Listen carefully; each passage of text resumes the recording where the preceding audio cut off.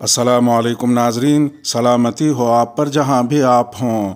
ماضی قریب میں یوکرین تنازع کی جڑیں تلاش کرنے کے لیے 100 سال پہلے 1920 کے حالات و واقعات کا جائزہ لینا ہوگا، جب انقلاب روس کے بعد یوکرین کو سوویت یونین کا حصہ بنایا گیا تھا۔ مشرقی یورپ میں واقع یوکرین رقبے کے اعتبار سے روس کے بعد سب سے بڑا یورپی ملک ہے۔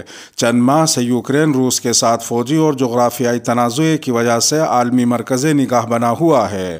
سوموار 21 فروری کو روسی صدر ولادیمیر پوتین نے یوکرین سے خود ساختہ علیحدگی اختیار کرنے والے 2 علاقوں کو خود مختار اور آزاد ریاستوں کے طور پر تسلیم کر لیا تھا۔ روس اور یوکرین کی اس جغرافیائی تنازع کی جڑیں گزشتہ 100 سالہ تاریخ میں ہیں۔ آج مغرب کے ساتھ مل کر روس کو مشکل میں ڈالتا یوکرین 1920 سے 1991 تک سوویت یونین کا حصہ رہا ہے۔ 90 کی دہائی میں جب سوویت یونین کا عروج ڈگمگانے لگا تو یوکرین ان پہلے ممالک میں سے تھا جس نے 16 جولائی 1990 کو یونین سے علیحدگی کا اعلان کیا۔ تقریباً 1 سال بعد 24 اگست 1991 کو یوکرین نے خود مختاری اور مکمل آزادی کا اعلان بھی کر دیا۔ یوکرین نے آزادی تو حاصل کر لی، لیکن وہاں موجود 17% روسی النسل آبادی سمیت روس کے لیے نرم گوشہ رکھنے والے دیگر پریشر گروپس اور مغرب کی حمایت کرنے والے گروہوں میں تنازعات کا آغاز ہو گیا۔ اسی عرصے میں روس اور امریکہ کے درمیان سرد جنگ بھی جاری رہی۔ روس کو یورپ میں قابو کرنے کے لیے امریکہ نے نیٹو کے ساتھ مل کر لیتھوانیا، پولینڈ اور رومانیہ میں فوج رکھ لی اور ہتھیار نصب کر دیے۔ ان میں سے 3 ممالک کی سرحدیں یوکرین سے جڑی ہوئی ہیں۔ سن 2014 آنے تک یوکرین کی سرحد کے ساتھ صرف بیلاروس ایک ایسا ملک تھا جس کے تعلقات روس کے ساتھ مثالی تھے۔ 2014 روس اور یوکرین تنازع کا عروج تھا۔ سن 2014 میں یوکرین کے صدر وکٹر یانوکووچ تھے جن کا جھکاؤ روس کی طرف تھا۔ انہوں نے روس کی حمایت حاصل کرنے کے لیے یورپی یونین سے منسلک ہونے کا معاہدہ مسترد کر دیا، جس کے بعد بڑے پیمانے پر احتجاج شروع ہو گئے۔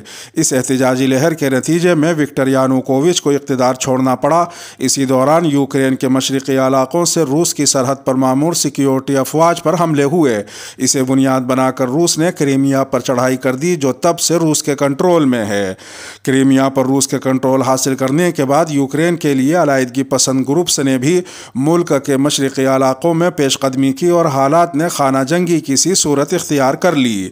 روس نے الزام عائد کیا کہ مغربی ممالک کی حمایت سے مسلح جتھے روسی النسل علاقوں میں خونریزی کر رہے ہیں۔ مغربی ممالک نے موقف اختیار کیا کہ روسی حمایت سے شرپسند عناصر یوکرین میں بدامنی پھیلا رہے ہیں۔ دونوں طرف سے الزامات کا سلسلہ جاری رہا اور اس دوران ایک محتاط اندازے کے مطابق 14,000 افراد خانہ جنگی میں مارے گئے۔ 2015 میں فرانس کے تعاون سے یوکرین کے تمام متعلقہ گروہوں میں معاہدہ تو ہو گیا، لیکن جھڑپیں جاری رہیں۔ ایسی ہی جھڑپوں میں 2021 کے اواخر میں شدت آ گئی۔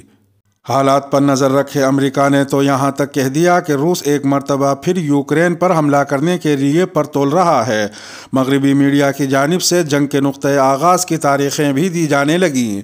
امریکہ، روس اور مغربی ممالک کے درمیان اعلیٰ سطح پر رابطے جاری رہے، لیکن 22 فروری کو روسی صدر ولادیمیر پوتین نے یوکرین سے علیحدگی اختیار کرنے والے 2 علاقوں کو آزاد ریاستوں کے طور پر تسلیم کر لیا۔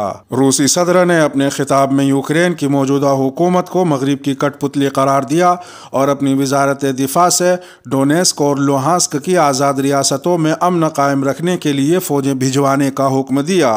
روس کے اس اقدام پر سب سے زیادہ شدید رد عمل روایتی حریف امریکہ نے دیا، جس کے وزیر خارجہ انتھونی بلنکن کا کہنا تھا کہ اس عمل کا فوری اور مضبوط جواب دینا چاہیے۔ دوسری جانب امریکی صدر جو بائیڈن نے یوکرین سے علیحدہ ہونے والی 2 ریاستوں میں اپنی فوج بھیجنے کی وجہ سے روس پر پابندیاں بھی عائد کر دی ہیں۔ واضح رہے کہ یوکرین کی آبادی کی اکثریت عیسائی ہے۔ حضرات ناظرین کرام، یہ تو تھی اخباری زبان میں اس پورے معاملے کی وضاحت۔ دیسی زبان میں اگر اس معاملے کی وضاحت سمجھنا چاہیں تو وہ ایک صاحب نے ٹویٹر پر کچھ یوں سمجھائی ہے کہ یوکرین کی پہلے روس سے منگنی ہوئی تھی۔ یہ منگنی سن 1991 میں اس وجہ سے ٹوٹ گئی کہ لڑکا کماتا نہیں ہے۔ منگنی ٹوٹنے کے بعد محلے میں شور ہو گیا کہ یوکرین کا امریکہ نام کے ایک مالدار لڑکے کے ساتھ چکر ہے اور وہ جلد ہی نیٹو نام کی رسم کرنے لگے ہیں، جبکہ امریکہ اور روس کی کالج کے وقت کے زمانے سے دشمنی بھی ہے۔